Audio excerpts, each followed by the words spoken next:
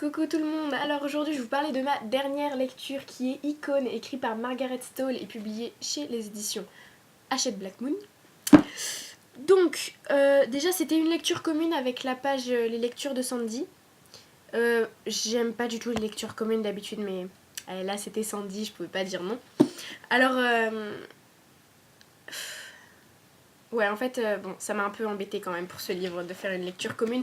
Et encore, elle a pas duré si longtemps que ça parce qu'on l'a lu en une semaine quand même. Mais 3 chapitres par jour, ça m'a... Ouf, j'avais toujours envie d'en lire plus, quoi, mais bon, en même temps, ça m'a retenu, c'est pas si mauvais que ça. Donc, Icône, pour commencer, c'est un coup de cœur. C'est passé à ça, mais vraiment à ça, genre à 1 millimètre du gros coup de cœur, mais je sais pas, il manquait un petit quelque chose pour que ce soit un gros coup de cœur. Du coup, après je commence un peu à flipper parce que bon, ok, j'ai très envie de lire la suite parce que là, cette fin, c'est pas possible. C'est tout simplement pas possible. Ils peuvent pas me laisser comme ça. C'est... Oh, bref. Et en fait, je crois que je place un peu trop d'attente dans la suite de la saga. J'ai peur d'en attendre trop, en fait, du 2e tome et d'être déçue parce que généralement, j'aime pas les 2e tomes des sagas. Sauf pour la saga Promise, BZRK, quoi d'autre, Insaisissable. Je crois que c'est les seules sagas où j'aime bien le 2e tome. Non, allez, La Maison de la Nuit aussi. Mais sinon, Twilight, le 2e tome, je l'ai même pas fini. J'en suis au chapitre 2. Enfin, bon, j'ai lu les autres, hein, mais lui, je l'ai pas fini. La saga des lunes, donc, du coup, par le même auteur. Et une autre. Le tome 2, je l'ai pas supporté du tout. Je l'ai... Et voilà, quoi, c'est... Moi, les 2e tomes, on va dire, on fait 2. Sans mauvais jeu de mots. Et du coup, j'ai peur de placer un peu trop d'attente dans la suite de cette saga qui, du coup, est un coup de cœur pour le début. Ce qui est rare quand même, parce que déjà... attendez. C'est quoi? C'est... oui, La prophétie de Glendower, où ma chronique était bof, quoi, parce que c'est les 100 dernières pages qui m'ont plu, alors que là, c'est vraiment tout le livre. Il y a les 3 premiers chapitres, on va dire... allez. C'est ça, ouais, les 3 premiers chapitres, en gros, on nous explique qu'est-ce qui se passe, où on est, on rencontre Doloria Maria de la Cruz et Ro. Et en fait, ce qui m'a un peu perturbée au début, parce que l'histoire en elle-même, hein, elle est super, moi personnellement j'ai adoré, mais ce qui m'a perturbée au début, c'est ça. À la fin de chaque chapitre, on a ça, c'est un genre de compte-rendu en fait, qui est... après on sait par qui il est écrit, on va dire, mais je vous le dirai pas. Il faudra trouver tout seul. Et en fait, par exemple, là, le gros titre, c'est Rapport de recherche, projet humanité.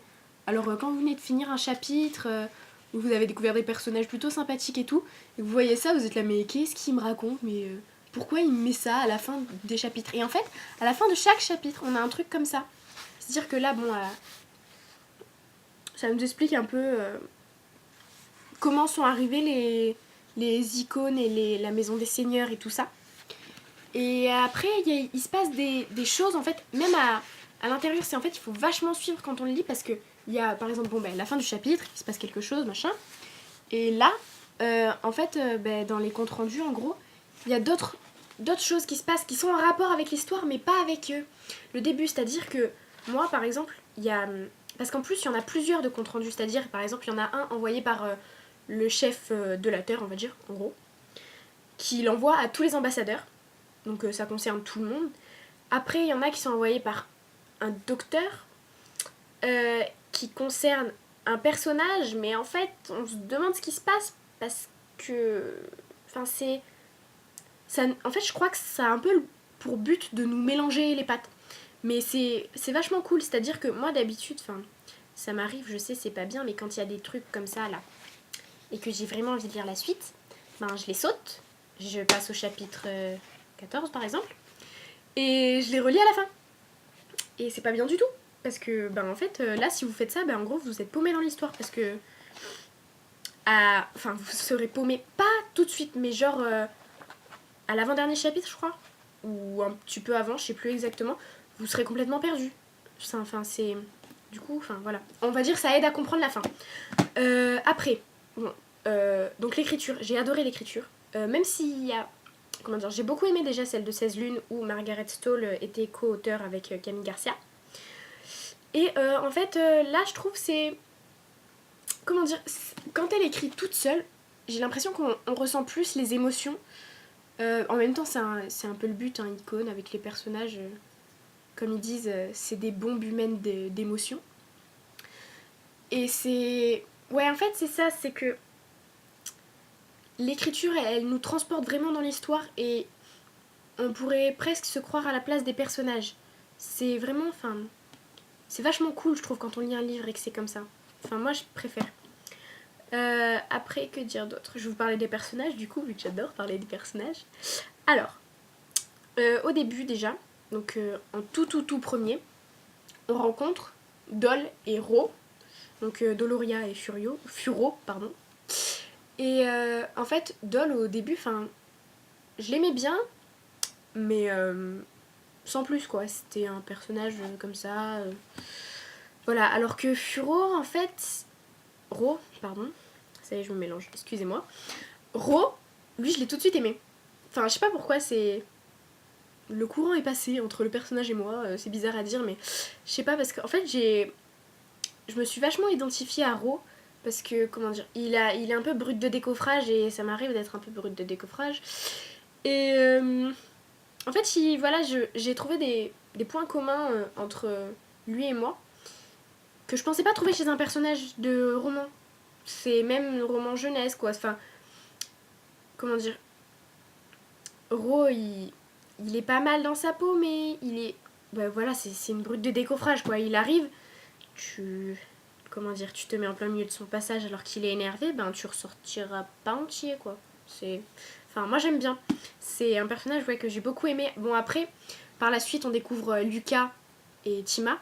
Alors Lucas, au début, pendant une bonne partie du roman, en fait, on sait pas vraiment qui c'est. Enfin, on sait que c'est le fils de l'ambassadrice, mais on sait pas vraiment dans quel camp il est, ni pourquoi. Et vraiment, ça, c'est jusqu'à la fin qu'on sait pas où il est, qui il préfère, s'il va aider sa mère ou ses amis. Et c'est vraiment... ouais, c'est un suspense qui m'a énervé un petit peu. Et après, pour parler de Tima. Tima, elle est... Comment dire, au début, tout début, je crois, le premier chapitre où on la voit, ça m'a... Elle m'insupportait, en fait. Ça me... Mais en même temps, j'avais envie d'en savoir plus sur elle. Et au fur et à mesure de l'histoire, en fait, je me suis mise à l'apprécier. Et on se rend compte que si elle a une certaine attitude, c'est pour se protéger des autres, je pense. Et... Enfin, voilà, quoi, c'est... Je sais pas, j'aime trop. Et du coup, j'ai pas vraiment... Bah si. Ro, c'est mon personnage préféré. Mais dans les 4 enfants icônes, du coup, j'en ai pas vraiment de... Il y en a pas un que j'aimerais plus que l'autre. Parce que Ro, c'est mon personnage préféré dans toute l'histoire. Parce que déjà, l'ambassadrice, on la voit une fois, j'ai eu envie de la claquer. Donc c'est... Voilà, quoi. Après, quand vous voyez Lucas, c'est bien gentil qu'il essaye d'aider sa mère. Mais voilà, quoi. Il se met plus de personnes à dos qu'autre chose. Donc c'est dommage pour lui. Après, il y a... Ah oui, il y a le colonel Catulle. Alors lui, je ne le supporte pas. C'est-à-dire que là, en plus, on apprend dans les fameux rapports, on apprend un truc à la toute fin. Et en fait, c'est ça, parce que la fin en elle-même, on pourrait croire que ça fait une fin de roman, de premier tome normal, on va dire, qui nous donne envie de lire la suite sans se sentir vraiment en manque. Alors que quand on lit ce petit rapport là, tout ça là, mais c'est horrible. C'est... Ah, c'est... Ouf. Et en fait, c'est ça qui m'a donné envie de lire la suite au plus vite possible. Le plus vite possible, quoi. Donc je me demande même si je vais pas l'acheter en version originale, parce que attendre la version française, ça va être trop long. Du coup, Catulle. Lui, du coup, je l'aime pas du tout, comme je viens de le dire. Et c'est, comment dire... Un colonel qui se croit plus fort que tout le monde. Si tu le touches, t'es mort. C'est tout ce que j'aime pas. Parce qu'on va dire, il fait pas d'effort pour comprendre les autres. Lui, ce qui l'intéresse, c'est monter en grade, faire le faux cul avec ceux qui sont plus gradés que lui. C'est... Ouf, tout ce qui m'énerve chez les gens, tu vois. C'est... Ouah. Du coup, voilà. Et que dire de plus, à part que, encore une fois, que c'est un coup de cœur, que je vous le conseille. Mais après, je sais pas... Enfin, du coup, ça m'inquiète un peu parce que je sais pas s'il va plaire à tout le monde. Parce que moi, je l'ai adoré perso, vu que c'est un coup de cœur, logique. Mais vu qu'il y a plein d'avis mitigés et tout, je saurais pas si je vous le conseillerais. On va dire, si vous avez eu des coups de cœur sur les mêmes livres que moi, je vous le conseille. Si vous avez aimé, je sais pas moi, La Maison de la Nuit, Devil's Kiss, Cold Town, quoi d'autre encore, Les âmes vagabondes, 16 lunes, BZRK, Insaisissable, et ben vous le lisez. Parce qu'il est trop bien. Et sinon, bah, lisez-le quand vous aurez plus rien à lire. Donc voilà. Et bah écoutez, je vous laisse avec mon bébé. Et bah, je vous dis à bientôt pour une prochaine chronique. Salut!